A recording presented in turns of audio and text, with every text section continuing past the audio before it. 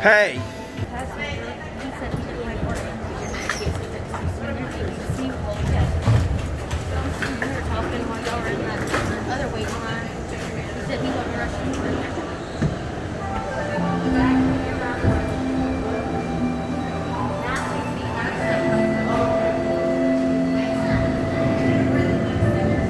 Welcome to a voyage of discovery and awareness of the richness, the diversity, the often surprising nature of living with the land. Our journey begins as dramatic and sudden changes are sweeping over the land. The approaching storm may seem violent and destructive to us, but to nature, it's a new beginning in the cycle of life.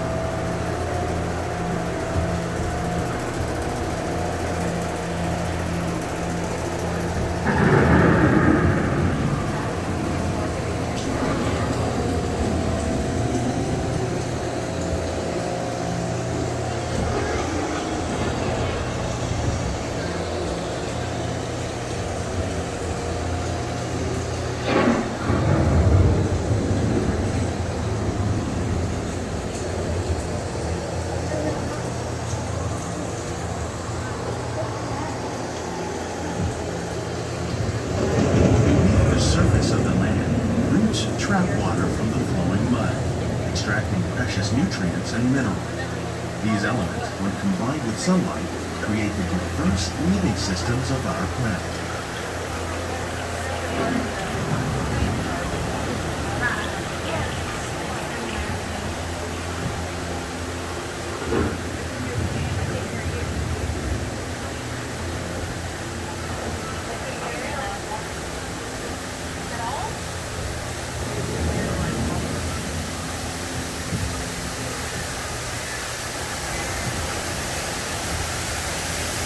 One of those living systems is the rainforest, home to the most amazing concentration of life on our planet. These dense and beautiful forests cover only a tiny portion of the Earth's surface, but they contain more than half of its plant and animal species. Rainforests are also extremely rich and productive living systems, providing us with oxygen, food, medicine, and other elements essential to our lives.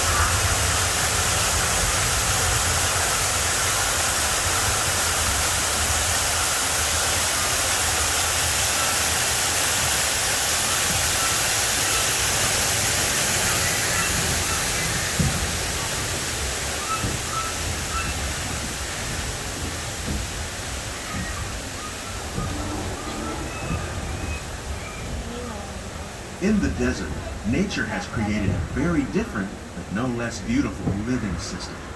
And while this arid landscape may seem lifeless, it is very much alive. The plants and animals that have learned to survive in these harsh conditions make use of what little water they can find and avoid the scorching rays of the relentless sun. The American prairie once appeared as desolate as the desert, but over time, rainwater and nutrients gradually penetrated the hard surface of this land.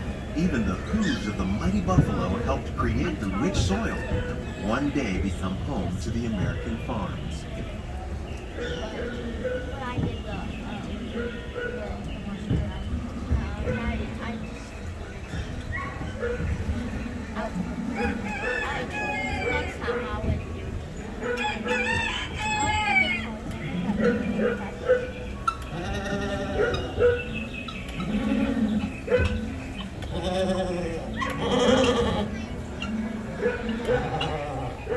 Of all the forces at work on the land, humans have had one of the most profound effects. The need to produce food for a growing world led to the enormous use and sometimes overuse of the land. In our search for more efficient ways to grow food, we often fail to realize the impact of our methods.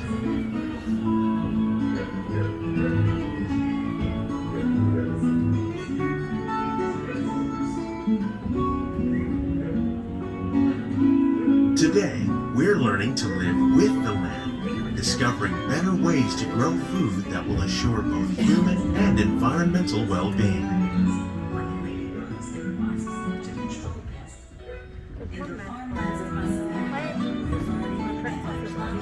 Protection contains fertilizers, we can enrich the soil without the use of chemicals. In arid regions, we're learning to produce food on desert seacoasts by developing and planting crops that thrive on salt water. In Japan, we're learning that by mixing leaves and other living materials into our soil, we can make farmland more fertile without the need for chemicals. Here at Epcot, we're learning to reduce the need for chemical pesticides by breeding and using natural predators, like ladybugs and ants, to control pests.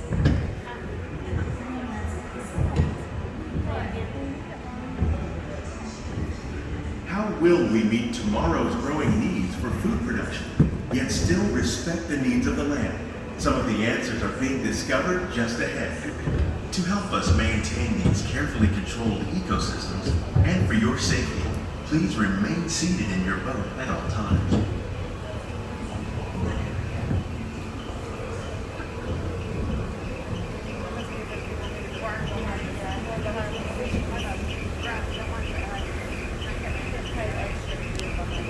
Welcome to our living laboratory, where scientists from Epcot and the U.S. Department of Agriculture are exploring innovative ways to produce bountiful harvests now and into the future.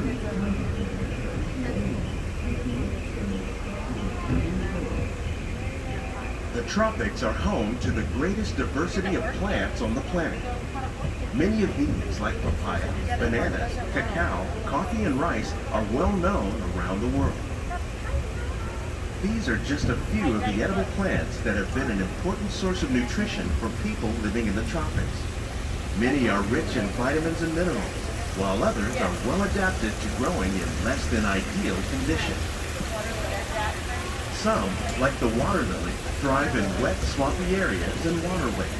All parts of this plant, even the flower petals, are edible.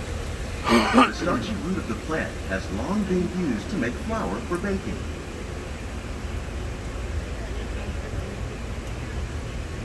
One day, many of these lesser-known tropical plants may be as important as the bananas growing on both sides of the boat.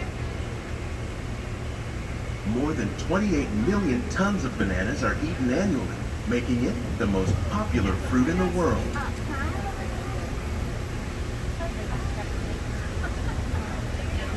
They don't grow here.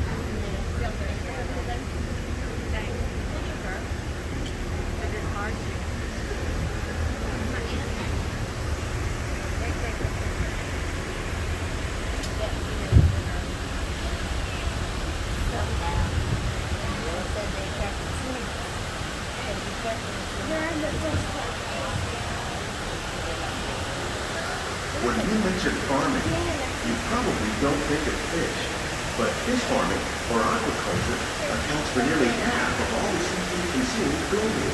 Tilapia, bass, and catfish, like the ones you see here, are three of the more popular crops raised by fish farmers.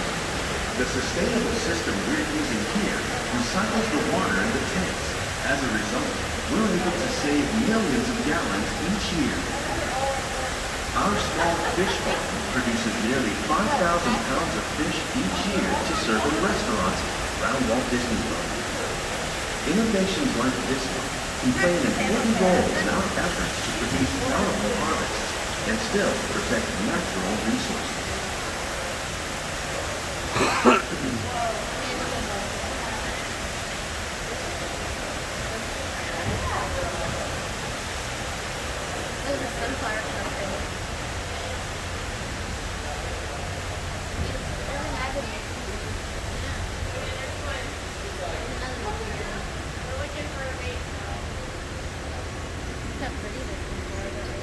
While there are more than 50,000 edible plant species in the world, most of us are only familiar with the handful that make up our everyday diet. The common grains growing here, wheat, maize, sorghum, and millet, plus rice, account for nearly 2/3 of our global food consumption. Learning how to increase yields of these staples is an important goal of research around the world.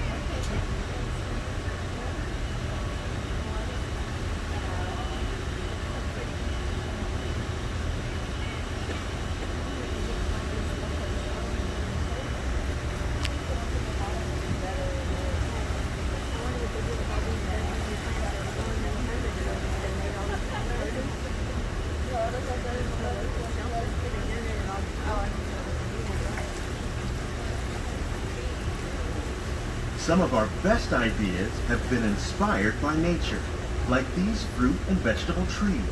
By growing these ground plants vertically, we can increase yields and better control diseases. These crops taste as good as they look. In fact, we serve more than 15 tons of produce from our greenhouses in restaurants here at the land every year.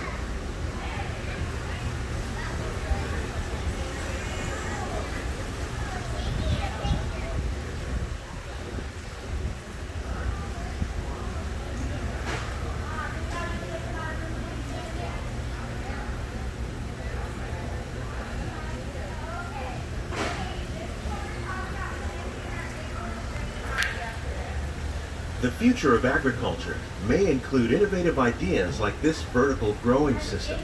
Plants grown in this way use a fraction of the space required by traditional growing methods. That saves water and increases production. The aquaponics system on your left combines hydroponics with aquaculture. The fish provide a natural source of fertilizer for the plants, and the plants help keep the water clean for the fish. It's another great way to produce more while using less. In our lab, Epcot scientists are working with the U.S. Department of Agriculture on a number of innovative projects. The goal of these efforts is to produce higher yielding and better quality plants. Represent just a fraction of the work being done worldwide to produce quality harvests for our growing population. Scientists, farmers, and even backyard gardeners are doing their part to improve the quantity and quality of foods that we all rely upon. Together, we can continue to find more ways to increase food production and protect our precious natural environment. You're hungry? Only then will we truly live with the land.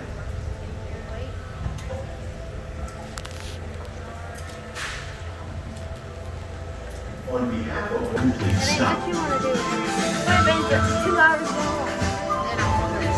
What happens if an hour? I'm doing it. What happens if an hour? 50 minutes? You're not doing it. If it's an hour, then no. Actually, I'm not doing frozen. I ain't gonna go that area today. Do you? You want to go on the Yeah. Dad wants to no, Daddy, no. I'm not doing it. You can eat it all.